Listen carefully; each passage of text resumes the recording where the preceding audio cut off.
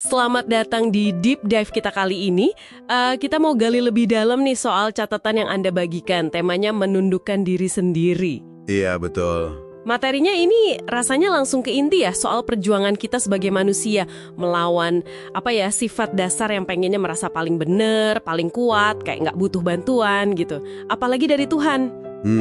Itu dia. Jadi misi kita sekarang, kita coba bongkar gimana catatan ini ngasih saran supaya Anda bisa melatih kerendahan hati setiap hari. Tadi ada disebut juga kan referensinya Kejadian 32 sama Matius 26 itu.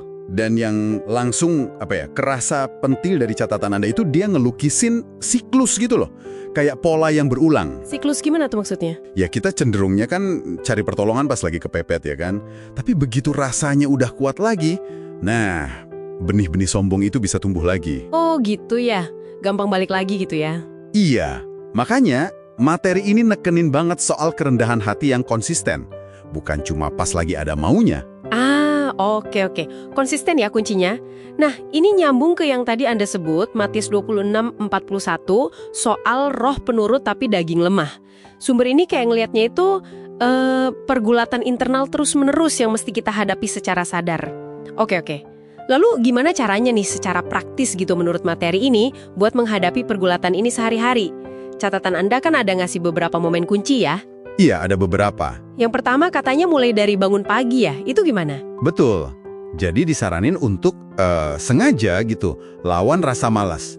Terus sediain waktu, ya walau sebentar, buat yang sumber ini sebut saat teduh. Saat teduh?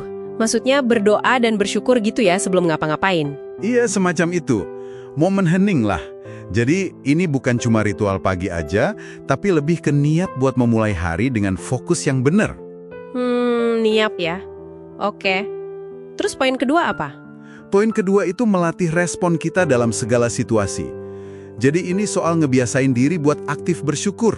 Aktif bersyukur? Iya, nahan diri buat nggak ngeluh, nggak bersungut-sungut, sengaja ngingat-ngingat kebaikan Tuhan, nggak peduli situasinya lagi enak atau nggak enak. Kayak latihan otot spiritual gitu loh. Wah, latihan otot spiritual, menarik itu istilahnya. Terus yang ketiga, katanya pas hadapi masalah ya? Nah, betul.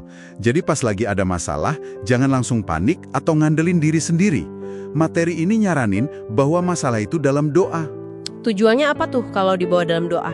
Menurut catatan ini ya, tujuannya buat dapat kekuatan, terus dapat perspektif Tuhan yang mungkin beda banget sama cara kita lihat masalah, dan juga iman yang hidup, biar bisa lewatin tantangan tanpa putus asa. Oke, jadi ada 3 ya, saat teduh pagi, syukur di segala situasi, sama doa pas ada masalah. Iya, itu langkah praktisnya. Dan yang mendasari ini semua, menurut teks yang Anda bagi, itu kayaknya keyakinan kalau doa sama merenungkan firman Tuhan secara teratur, itu punya kekuatan buat mengubah kita. Mengubah gimana? Materi ini ngomongin soal pembaruan manusia batinia. Ya, bisa kita pahami kayak inti diri kita lah, pusat spiritual kita. Itu dianggap perlu diperbarui terus buat ngelawan sifat dasar yang tadi, yang cenderung keliru itu. Manusia batinia. Bahkan ada penekanan yang menarik nih. Katanya, kalau hati kita tulus nyari Tuhan, kita bisa dapat yang namanya rema. Rema? Apa itu? Bukan cuma info umum dari firman Tuhan, tapi kayak pemahaman atau tuntunan ilahi yang spesifik banget, pas waktunya dan personal buat kebutuhan kita masing-masing. Suara Tuhan itu digambarin sangat pribadi sifatnya. Wah, ini nih bagian yang bikin saya agak berhenti sejenak tadi pas baca.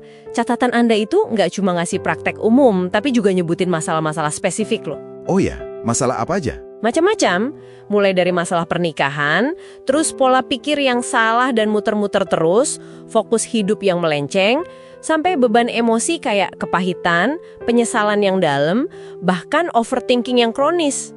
Wow, cukup berat ya itu semua. Iya, dan yang menurut saya cukup kuat klaimnya, materi ini bilang kalau solusi mendasar buat hal-hal itu adanya di luar kemampuan manusia. Perlu campur tangan Tuhan katanya. Nah, kalau kita sambungin lagi ke gambaran besarnya ya, argumennya kayak gini, masalah-masalah spesifik itu seringkali akarnya dalam banget. Mungkin nyangkut ke luka lama, kebiasaan mikir, atau kekecewaan gitu kan. Iya. Masuk akal sih. Jadi butuh perspektif dan kekuatan dari Tuhan buat nyabut akarnya itu. Ini kayak ngegasin lagi ide soal perlu mengganti hati tiap hari. Proses yang jalan terus. Mengganti hati setiap hari. Dan ini nyambung lagi ke Matius 26 tadi, soal pentingnya terus berdoa dan berjaga-jaga. Mengakui kalau ada daging atau kecenderungan lemah dalam diri kita yang perlu secara aktif kita kelola pakai bantuan spiritual. Contohnya gimana tuh? Kayak overthinking tadi. Nah, misalnya overthinking itu. Materi ini seolah bilang itu bukan cuma soal cemas secara psikologis aja, tapi bisa jadi ada kaitannya sama kurangnya penyerahan atau fokus yang keliru. Jadi butuh pergeseran perspektif dari Tuhan.